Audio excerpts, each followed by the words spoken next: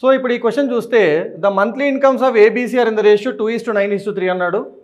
The expenses are in the ratio 3:9:5 అన్నాడు. Incomes and expenditure ratios ఇచ్చాడు.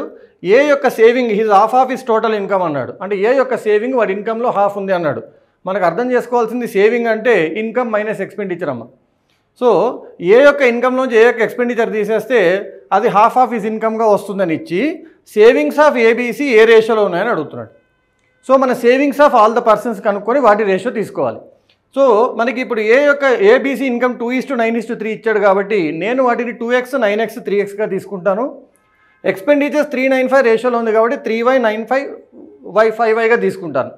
So ఇప్పుడు ఏ యొక్క సేవింగ్ తెలియాలంటే ఏ యొక్క ఇన్కంలోని ఏ యొక్క ఎక్స్పెండిచర్ తీసేయాలి. సో ఒక్కసారి ఆలోచిస్తే ఏ యొక్క ఇన్కమ్ మనం 2x అనుకున్నాం అండ్ ఏ యొక్క ఎక్స్పెండిచర్ 3y అనుకున్నాము తీసేయాలి. తీసేస్తే that will be equal to half of A's income. A income ఎంత 2x, దాని హాఫ్ ఎంత x. మీరు ఒక్కసారి జాగ్రత్తగా దీన్ని గమనిస్తే ఇది x = 3yగా మారుతుంది. x = 3y అంటే ఇక్కడున్న ప్రతి పార్టీ ఇక్కడున్న ప్రతి పార్టీకి 3 టైమ్స్ ఉంటుంది. సో ఏ యొక్క ఇన్కమ్ మైనస్ ఎక్స్పెండిచర్ తీసేయాలంటే 2 3s 6 -3, ఎందుకంటే ఈచ్ పార్ట్ అక్కడ 3 టైమ్స్ ఉంది కాబట్టి. బి యొక్క సేవింగ్ తెలియాలంటే 9 3s 27 -9 18. వీడి ఇన్కమ్ తెలియాలంటే 3 3s 9 -5 4. సో మనకి 3 18 4 అనే పార్ట్స్గా కనిపిస్తుంది.